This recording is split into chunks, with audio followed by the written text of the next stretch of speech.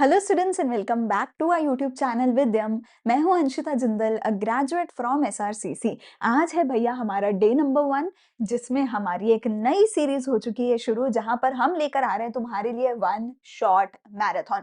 ये हमारी तरफ से एक आखिरी मौका है तुम बच्चों के लिए, तुम्हारा पूरा सिलेबस कवर करने के लिए। देखो, हमने ऑलरेडी मोस्ट इंपॉर्टेंट क्वेश्चंस तुम्हें करवा दिए हैं, ठीक है। ऑलरेडी पूरे सिलेबस का, अकाउंट्स का, इको का, बिजनेस का पेपर लीक कर दिया है। हमने गारंटी दिया है ऐसे क्वेश्चन है भैया जो तुम्हें एग्जैक्ट पेपर में देखने को मिलेंगे, लेकिन वो भी तभी कर पाओगे ना जब तुम्हें आते हो। अगर क्वेश्चन कर लिए तो भी रिवीजन जरूरी है, क्वेश्चन नहीं हो पा रहे हैं फिर तो ऑब्वियसली रिवीजन जरूरी है, राइट। तो हम एक ऐसी वन शॉट मैराथन सीरीज लाए हैं जहां पर तुम्हें हर एक चैप्टर का वन शॉट मिलेगा, एक सिंगल वीडियो मिलेगी, पर फुल डिटेल के साथ मिलेगी, ठीक है। कोई भी टॉपिक इसमें हम स्किप नहीं करने वाले हैं, कोई भी टॉपिक ऐसा नहीं होगा कि जल्दी में करवा दिया।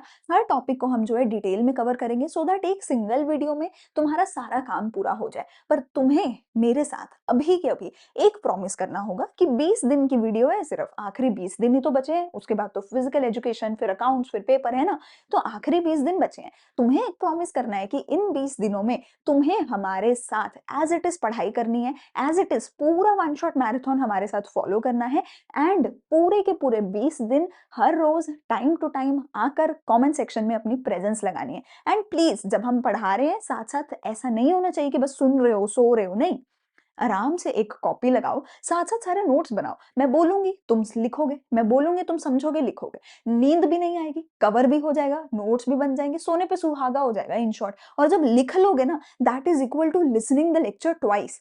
समझ रहे हो, एक बार लिखना 2 बार लेक्चर सुनने के बराबर होता है, ठीक है ना। सो साथ साथ अपने सारे के सारे नोट्स भी बना लेना, साथ ही साथ लेक्चर भी सुन लेना, नींद भी नहीं आएगी। सो जल्दी से जाओ, कमेंट सेक्शन में मुझे प्रॉमिस करो कि आज तो डे 1 है, डे 1 की अटेंडेंस लगाओ अपने नाम के साथ, पर उसके साथ साथ पूरे 20 दिन की अटेंडेंस का प्रॉमिस भी करो कि मैं पूरे 20 दिन फॉलो करूंगा। हर रोज अकाउंट्स इको बिजनेस की वीडियो आएगी, शेड्यूल तुम्हें मिल गया होगा, टेलीग्राम पे हमने डाला है शेड्यूल अपना, टेलीग्राम पे सारे नोट्स भी मिलेंगे। चैनल के पोस्ट वाले सेक्शन में भी शेड्यूल डाला गया है, वहां से जाकर भी तुम देख सकते हो, ठीक है। एंड प्लीज हमारे व्हाट्सएप को जरूर फॉलो करना, मैं बहुत सारे एमसीक्यू डेली बेसिस पे डाल रही हूँ। 20-20 नंबर के आने वाले हैं, टोटल 60 नंबर हो गए 3 सब्जेक्ट मिला के। तो 60 नंबर की तैयारी वहां पे चल रही है व्हाट्सएप चैनल पे, हर रोज 10-15 एमसीक्यू डाल रही हूँ, ठीक है। तो वो हर रोज 10-15 भी अगर सॉल्व करोगे तो भी तुम्हारे 300-400-500 एमसीक्यू हो जाएंगे लास्ट तक जाते जाते, ठीक है। तो वो जरूर करना, 60 नंबर वहां से पक्के होंगे। यहाँ पे वन शॉट करो, उसके बाद वन शॉट करने के बाद रिवीजन करो जाके पेपर लीक वाली सीरीज से, ठीक है। तो बहुत सारी बातें हो गई, अब शुरू करते हैं हमारे लेक्चर को। जल्दी से प्रॉमिस कर दो, जल्दी से अटेंडेंस लगा दो। शुरू करते हैं आज के लेक्चर को, सर्कुलर फ्लो ऑफ इनकम को।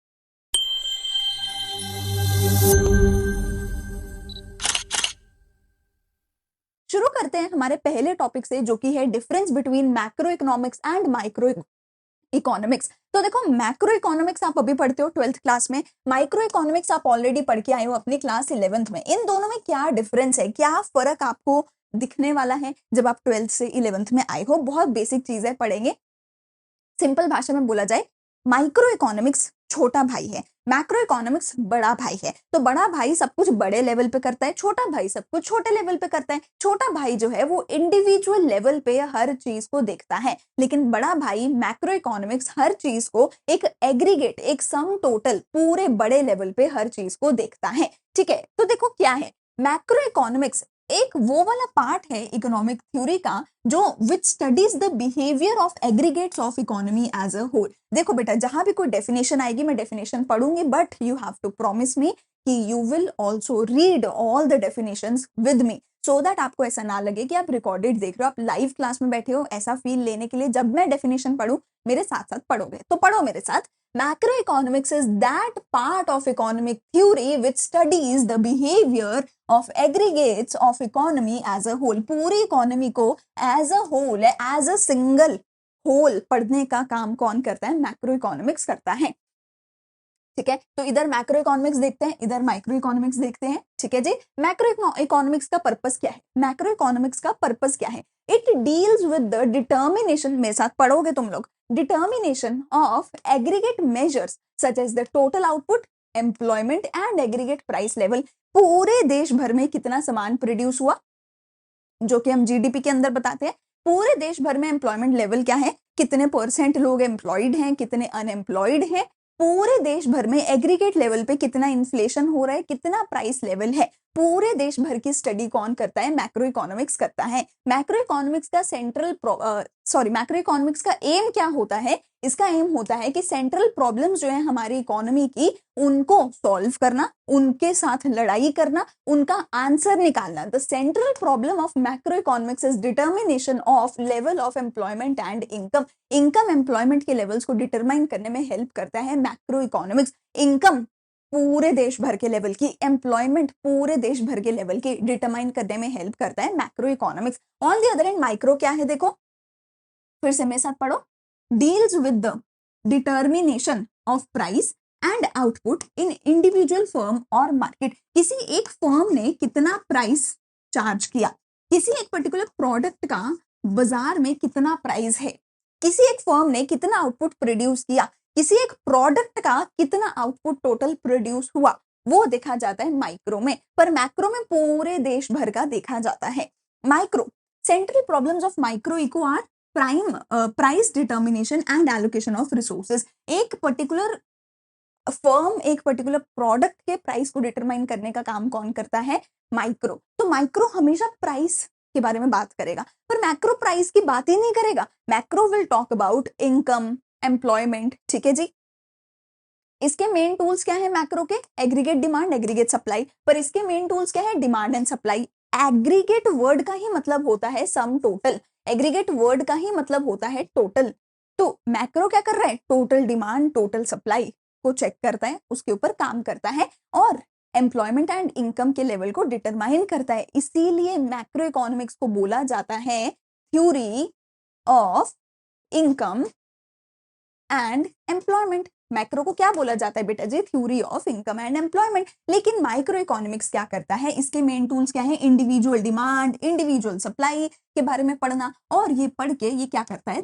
प्राइस को डिटरमाइन करता है। इसीलिए इसको क्या बोला जाता है? थ्योरी ऑफ प्राइस बोला जाता है। ठीक हो गई बात। मैक्रो में हमेशा इनकम एम्प्लॉयमेंट की बात होती है, माइक्रो में हमेशा प्राइस की बात होती है। तो इसको theory of income and employment बोला जाता है, इसको थ्योरी ऑफ प्राइस बोला जाता है। सही हो गई बात। मैक्रो इकोनॉमिक्स ये अज्यूम करता है कि माइक्रो इकोनॉमिक्स के जो भी एलिमेंट्स हैं, जैसे कि प्राइस है, वो कांस्टेंट है। मैक्रो इकोनॉमिक्स ये अज्यूम करता है कि प्राइस कांस्टेंट है, यानी कि माइक्रो इकोनॉमिक्स वाला जो एलिमेंट है वो कांस्टेंट है। और माइक्रो इकोनॉमिक्स ये अज्यूम करता है कि इनकम एंड एम्प्लॉयमेंट का लेवल कांस्टेंट है, यानी कि मैक्रो इकोनॉमिक्स के जितने भी एलिमेंट्स हैं वो कांस्टेंट हैं। तो ये एक दूसरे को कांस्टेंट अज्यूम करके चलते हैं। एग्जाम्पल की तरफ देखिए तो ये एडी, ठीक है, एएस, नेशनल इनकम, अनएम्प्लॉयमेंट, इन चीजों के साथ डील करता है मैक्रो इको। माइक्रो किसके साथ डील करता है? Individual demand, per capita income, मतलब पर कैपिटल नहीं है, पर कैपिटा इनकम, कि एक इंसान की इनकम कितनी है, इन चीजों से डील करता है माइक्रो इकोनॉमिक्स। ठीक है जी। चलो आगे चलिए। अगला मेरे पास आता है अब topic circular flow of income, जो कि हमारा मेन टॉपिक है पूरे ही चैप्टर का। तो देखो सर्कुलर फ्लो ऑफ इनकम हमें क्या कहता है? सर्कुलर फ्लो ऑफ इनकम हमें ये कहता है कि जो हमारी इनकम है ना, वो एक सर्कल में घूमती रहती है। देखो तुम ये सोचो कि पैसा कहाँ से आता है और पैसा कहाँ जाता है। तुम सोचो तुम्हारे पास आज 1 लाख रुपए है, तुम्हारे पास 5 लाख है, 2 लाख है, what ever amount you have, वो पैसा कहाँ से आया और वो पैसा कहाँ गया? पैसा कभी एक जगह रुकता नहीं है। अगर तुम्हारे पास पैसा आया है, तुम क्या करोगे? ऐसा थोड़ी है कि तुम अपने सामने पैसा रखोगे और सारा दिन उसको देखते रहोगे, हाय पैसा हाय पैसा। नहीं, तुम उस पैसे को कहीं से कमा कर लेके आओगे और तुम उस पैसे को कहीं खर्च कर दोगे या उस पैसे को कहीं इन्वेस्ट कर दोगे। पैसा कभी एक जगह रुकता नहीं है। तो टेक्निकली ना हमारे देश में होता क्या है? हमारे देश में एक बार पैसे को बनाया जाता है, मशीनों के थ्रू एक बार पैसे को प्रोड्यूस किया जाता है, उसके बाद वो पैसा जनता में बांट दिया जाता है। ठीक है, वो पैसा जनता को इनकम की फॉर्म में किसी ना किसी फॉर्म में दे दिया जाता है। अब वो पैसा ना गोल गोल घूमता रहता है, गोल गोल घूमता रहता है। जैसे मैं कह रही हूँ कि पैसा कभी एक जगह टिकता नहीं है, कि तुम सारा दिन अपने सामने थोड़ी रख के बैठोगे कि अरे पैसा है, पैसे को देखते हुए ही खाना खाऊंगा, देखते हुए ही सोऊंगा उठूंगा। नहीं, तुम कहीं से कमा कर लेकर आओगे, कमाकर जो पैसा लेकर आए हो उसको या तो कहीं खर्च कर दोगे या तो कहीं इन्वेस्ट कर दोगे। अच्छा, अगर तुमने बैंक में भी रखा है पैसा, तुम कहो मैम जी मैंने तो पैसा सारा बैंक में रखा है, क्या तुम्हें दिख रहा है? क्या तुम्हें सीसीटीवी कैमरा के अंदर दिख रहा है ये पड़ा है पैसा? नहीं ना, तुम्हें बस तुम्हारे बैंक अकाउंट में एक नंबर दिख रहा है that you have 10 lakh rupees in your account. तुम्हें सीसीटीवी में फुटेज नहीं दिख रही कि ये पड़ा है तुम्हारा पैसा। तुम अगर बैंक में पैसा डालते हो ना, बैंक बस तुम्हारे फ़ोन में एक नंबर रिफ्लेक्ट कर देता है कि तुम्हारे बैंक में 10 लाख रुपए आ गए। वो कहीं लॉकर में पड़ा नहीं है तुम्हारा पैसा। बैंक उस पैसे को यूज़ करता है, बैंक उस पैसे से किसी दूसरे को लोन देता है, कुछ ना कुछ करता है। पर पैसा कभी खाली नहीं पड़ा रहता, पैसा लगातार घूमता रहता है। और इसी चीज़ को, ये जो पैसा लगातार घूमता रहता है ना, इसी चीज़ को बोला जाता है सर्कुलर फ्लो ऑफ इनकम। तुमने किसी एक को पैसा दिया, उसने कहीं आगे दिया, उसने कहीं आगे दिया, पैसा लगातार घूमता रहेगा। और हम जो है ना, बस एक इल्यूजन में जी रहे हैं कि भाई मेरे पास इतना पैसा है। एक्चुअल में वो पैसा बैंक ने कहीं और यूज़ कर लिया। हमें तो बस एक नंबर दिख रहा है कि मेरे बैंक में 10 लाख रुपए अकाउंट में पड़े हैं। तो पैसा क्योंकि लगातार घूमता रहता है, इसी चीज़ को हम सर्कुलर फ्लो ऑफ इनकम बोलते हैं। ठीक है? इसी को हमने 3 पार्ट्स में डिवाइड करा है कि पैसा यहाँ से आया, फिर पैसा हमारे पास आया, फिर हमने उसको आगे खर्च कर दिया। ठीक है? इसी चीज़ को हम 3 अलग-अलग पार्ट्स में पढ़ते हैं। ठीक है? देखते हैं कैसे। बेसलाइन मतलब यही है कि पैसा कभी एक जगह रुकता नहीं है, पैसा कभी एक जगह पे स्टेग्नेंट नहीं रहता है, पैसा लगातार घूमता रहता है। बेसलाइन सिंपल सी बात ये है। ठीक है? तो सर्कुलर फ्लो ऑफ इनकम क्या कहता है? It is a cycle. ये एक साइकिल है कि पैसा पहले जनरेट होता है, फिर वो डिस्ट्रीब्यूट होता है और फिर उसको जो है पैसा जनरेट होता है। देखो, generation of income in the production process, फिर उसको डिस्ट्रीब्यूट किया जाता है among the factors of production and finally circulation from the households to the firms in the form of consumption expenditure. In the form of expenditure, यहाँ पर आप expenditure को भी हाईलाइट कर लेना। तो पहले पैसा जनरेट होता है, फिर डिस्ट्रीब्यूट होता है, फिर खर्च होता है। पहले जनरेट होता है, फिर डिस्ट्रीब्यूट होता है, फिर खर्च होता है। सिंपल भाषा में बोला जाए तो आपके मम्मी पापा किसी ना किसी जगह पे काम कर रहे होंगे, किसी बिजनेस के अंडर काम कर रहे होंगे, किसी बैंक में या स्कूल में, किसी ऑफिस में काम कर रहे होंगे। तो आपके मम्मी पापा पहले जाके वहां काम करते हैं। वो जब वहां जाके काम करते हैं तो वो कंपनी पैसा कमा पाती है क्योंकि आपके मम्मी पापा ने काम किया, तो कंपनी ने पैसा कमाया। फिर कंपनी ने जो पैसा कमाया, वो जो पैसे जनरेट किया, वो कंपनी उस पैसे को डिस्ट्रीब्यूट कर देगी अपने एम्प्लॉइज के बीच में, यानी कि फिर कंपनी वो पैसा आपके मम्मी पापा को दे देगी एज एन इनकम। आपके मम्मी पापा उस पैसे को घर पे लेके आएंगे और आपके ऊपर वो पैसे खर्च कर देंगे, आपकी स्कूल की फीस या वॉटएवर। तो टेक्निकली काम करके पहले पैसा हमने कमाया, फिर वो पैसा कंपनी ने अपने एम्प्लॉइज के बीच में डिस्ट्रीब्यूट कर दिया और फिर एम्प्लॉइज ने उस पैसे को खर्च कर दिया और फिर पैसा कहीं और आगे चला गया। अब यहाँ पे सर्कल कैसे बना? सर्कल कैसे बना? आपने जो भी पैसा खर्च किया, किसी ना किसी चीज को खरीदने पे खर्च किया होगा। जो चीज आपने खरीदी, वो चीज बनाई किसने? वो चीज बनाई होगी किसी ना किसी कंपनी ने। समझ रहे हो? तो जब आपने कोई चीज खरीदी, तो खरीदते वक्त आपने जो पैसा दिया, आपने पैसा दिया किसी कंपनी को और कंपनी ने ही तो पैसा जनरेट किया था सबसे पहले। समझ रहे हो? सबसे पहले देखो हो क्या रहा है, हम एक सर्कल के फॉर्म में अगर यहाँ समझे तो हो क्या रहा है ना, सबसे पहले कोई भी एक बिजनेस होगा, वो बिजनेस सबसे पहले पैसे को जनरेट करेगा। ठीक है? जिसको हम यहाँ पर क्या बोलते हैं? जिसको हम यहाँ बोलते हैं प्रोडक्शन फेज, जहां पर जो है प्रोडक्शन करता है। कोई भी बिजनेस कुछ सामान बनाता है और सामान को बेच के पैसा कमाता है। जो पैसा उस बिजनेस ने कमाया, वो पैसा वो अपने एम्प्लॉइज को दे देगा, अपने एम्प्लॉइज को दे देगा, वो एम्प्लॉइज की इनकम हो जाएगी। ठीक है? जिसको हम यहाँ पर क्या बोलते हैं? इनकम फेज, या जिसको हम डिस्ट्रीब्यूशन फेज भी यहाँ पर बोलते हैं। एम्प्लॉइज इस इनकम को बाजार में लेकर जाएंगे, मार्केट में लेकर जाएंगे और इसको एक्सपेंडिचर कर देंगे, इसको खर्च कर देंगे। खर्च करके कुछ सामान खरीदेंगे, कोई गुड्स खरीदेंगे, सर्विसेज खरीदेंगे। खर्च करके खरीदेंगे क्या? वही तो खरीदेंगे जो ये कंपनियां बना रही हैं, वही तो खरीदेंगे जो ये कंपनियां बना रही हैं। फॉर एग्जाम्पल, अगर मेरे मम्मी पापा लक्स या फिर डव या फिर कोई भी एक ऐसी हम साबुन की, शैम्पू की कंपनी लेते हैं, उसमें मेरे मम्मी पापा काम करते हैं। लेट्स से वो क्या करते हैं? लाइफ बॉय की साबुन बनाते हैं। तो उन्होंने लाइफ बॉय की साबुन बनाई, साबुन बेच के पैसा कमाया। ठीक हो गई बात? वो जो पैसा कमाया वो हो गई उनकी इनकम। इनकम को उन्होंने बाजार में जाके खर्च किया, खर्च करके खरीदा क्या? खरीदी लाइफ बॉय की साबुन। अगर लाइफ बॉय की साबुन खरीदी तो पैसा कहाँ गया? पैसा उसी कंपनी के पास गया जहां पर हमने लाइफ बॉय की साबुन बनाई थी। सिंपल बात हो गई। या एक और एग्जांपल ले लो, अगर आपकी मम्मी आपके स्कूल में काम करती हैं, तो आपने स्कूल में फीस दी, तो स्कूल के पास पैसा आया। स्कूल के पास पैसा आया तो स्कूल ने आपकी मम्मी पापा को सैलरी दी, इनकम दी।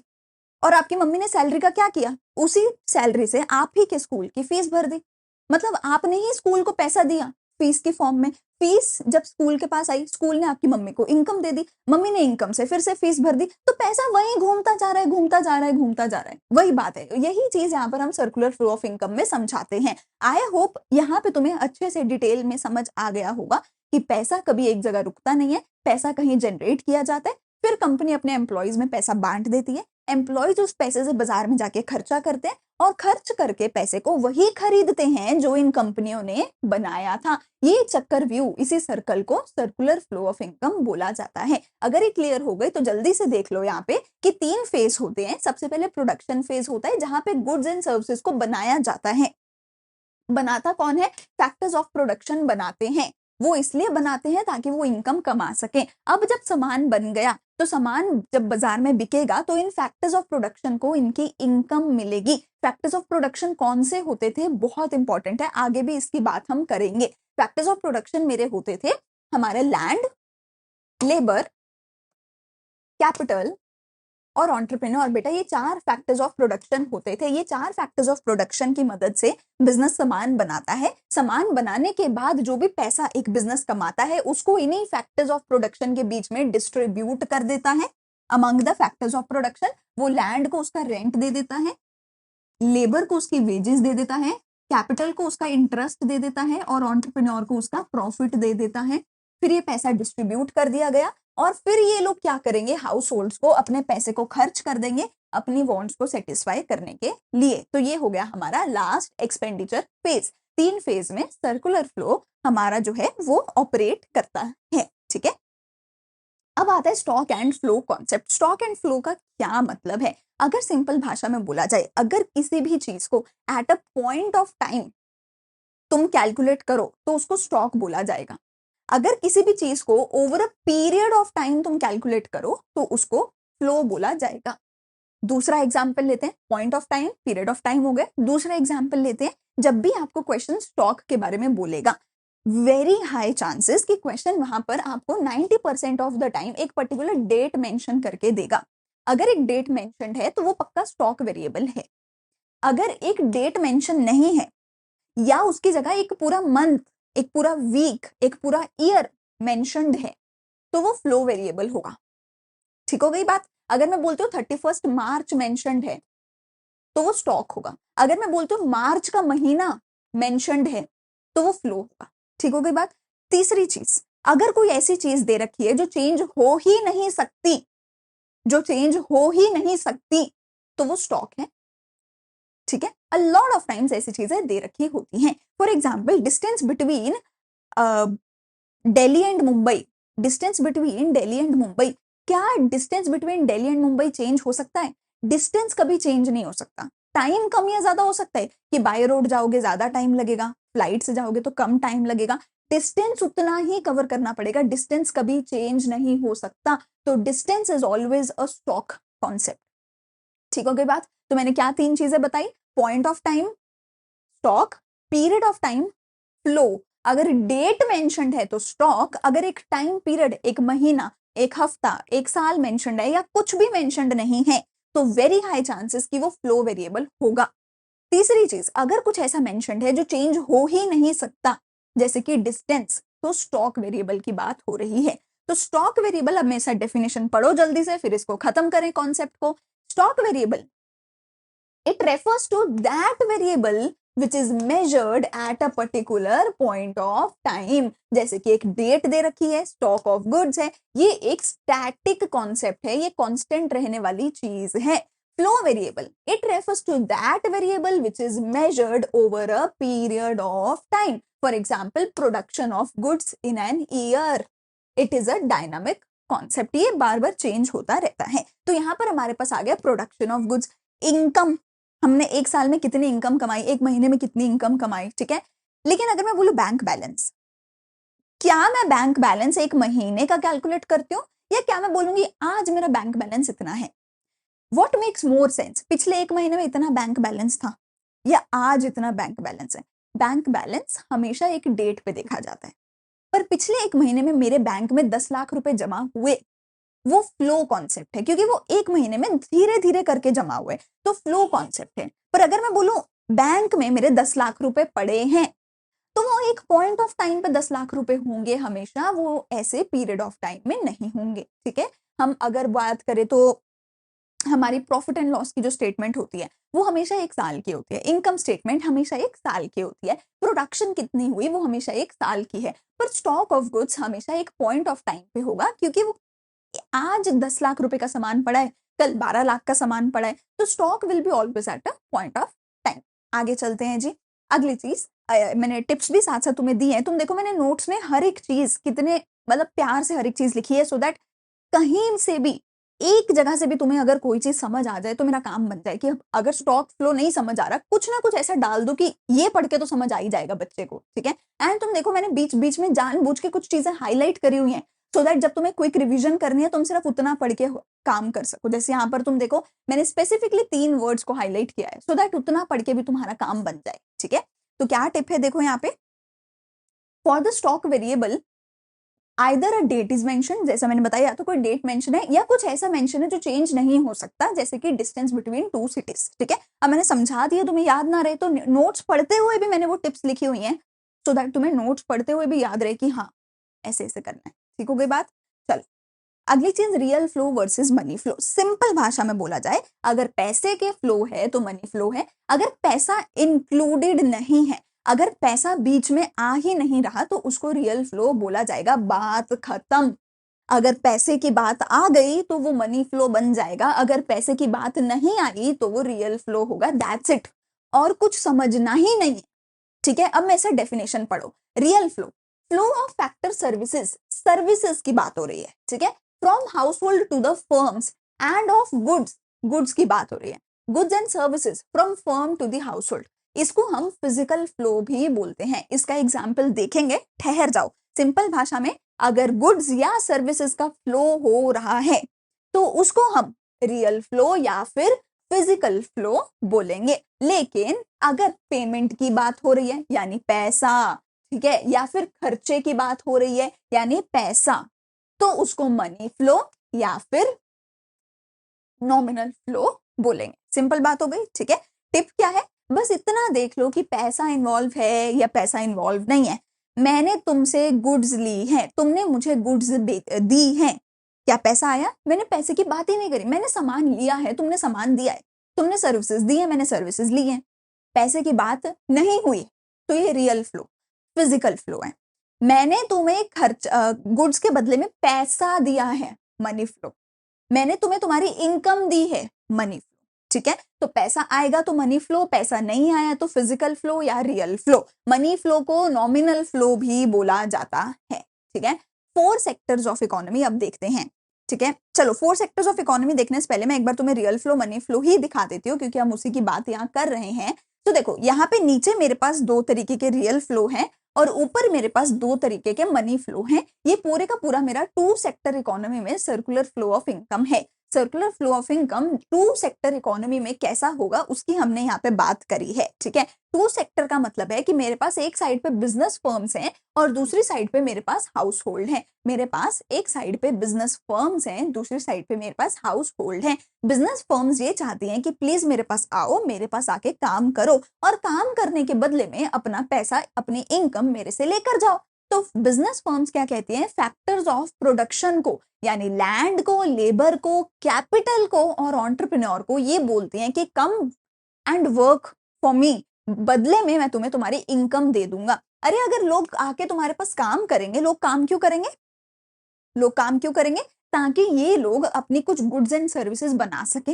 मतलब ये काम क्यों करवा रहे हैं, सॉरी, हम ये क्वेश्चन पूछ सकते हैं कि ये लोग क्यों लोगों से काम करवा रहे हैं? ये काम इसलिए करवा रहे हैं ताकि ये कुछ गुड्स या सर्विसेज प्रोड्यूस कर सके। अगर प्रोड्यूस करेंगे तो बेचेंगे भी।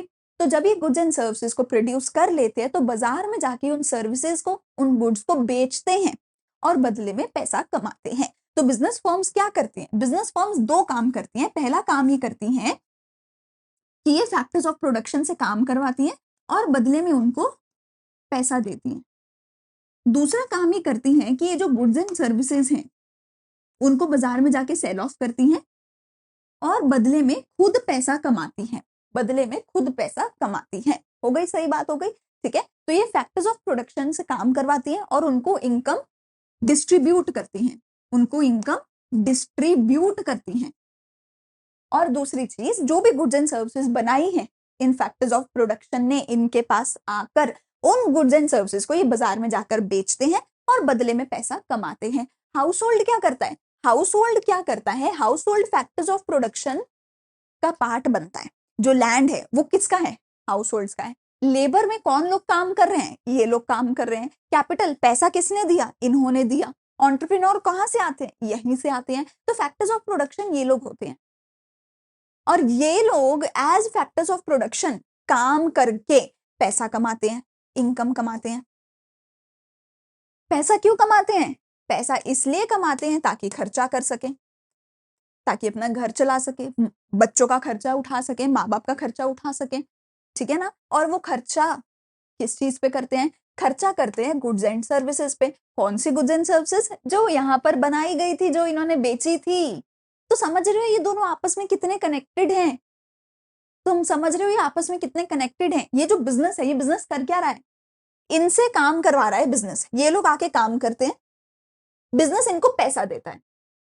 ये लोग बिजनेस के पास आके काम करते हैं, बिजनेस इनको पैसा देता है। उस पैसे को ये लोग खर्चा करके यहाँ पर दे देते हैं वापस बिजनेस को, और बिजनेस इनको वही गुड्स एंड सर्विसेज प्रोड्यूस करके दे देता है जो इन्होंने खुद ही बनाई हैं। समझ रहे हो? ये आके काम करते हैं, गुड्स एंड सर्विस बनाते हैं और फिर उन्हीं गुड्स एंड सर्विसेज को खरीद लेते हैं। तो पहले इन्होंने इनकम दी और फिर जब इन्होंने खर्चा किया तो खर्च करके पैसा वापस यहाँ आ गया। तो ये पूरा सर्कल चलता रहता है, चलता रहता है, चलता रहता है। सामान बनता है, बनाने वाले ये हैं और बेचा भी इन्हीं को जाता है। पर वो कर कौन रहा है? ये सब कुछ बिजनेसेस कर रहे हैं। टेक्निकली बिजनेस भी हम जैसे लोगों के ही होते हैं, पर उसको एक डिफरेंट हमें सेक्टर बनाना पड़ता है। अगर यहाँ पे कोई भी किसी को भी डाउट है तो तुम अभी के अभी कमेंट सेक्शन में जाके अपने डाउट्स पूछ सकते हो। I will surely answer all of your doubts in the comment section. या फिर आप टेलीग्राम चैनल पे हमारा डिस्कशन ग्रुप है, उसको भी ज्वाइन कर सकते हो। वहां पे भी I answer all the doubts. ठीक हो गई बात? तो अब देखो क्या क्या हो रहा है। अब देखो क्या क्या हो रहा है। हमारी जो बिजनेस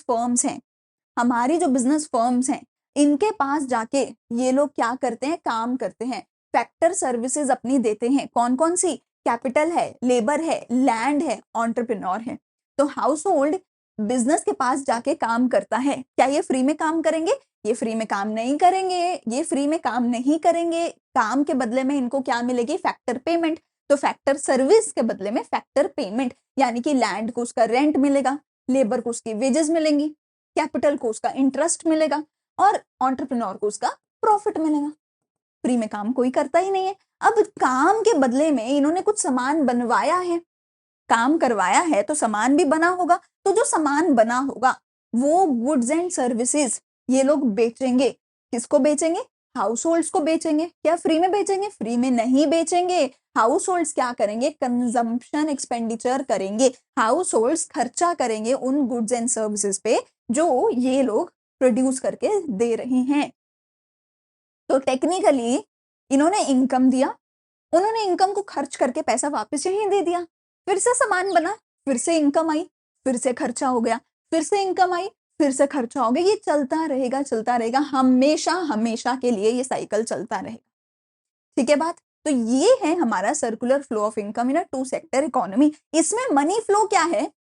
जो फैक्टर पेमेंट करी गई, पैसा दिया गया, मनी फ्लो। कंजम्पशन एक्सपेंडिचर करा गया, फिर से पैसा खर्च किया गया, मनी फ्लो है। तो ये दोनों के दोनों मनी फ्लो हैं। रियल फ्लो क्या है? गुड्स एंड सर्विसेज बेची गई, यहाँ पे गुड्स एंड सर्विसेज दी गई, रियल फ्लो, फिजिकल फ्लो। और इन्होंने अपनी फैक्टर सर्विसेज दी थी, ये भी क्या है? रियल फ्लो है, फिजिकल फ्लो है। ठीक है, मनी को नॉमिनल फ्लो बोलते हैं। अज्यूम क्या किया है हमने? यहाँ पे मेजरली दो चीजें अज्यूम करी है कि हमारी सिर्फ टू सेक्टर इकोनॉमी है, बाकी के सेक्टर हमारी इकोनॉमी में नहीं है, एग्जिस्ट ही नहीं करते हैं।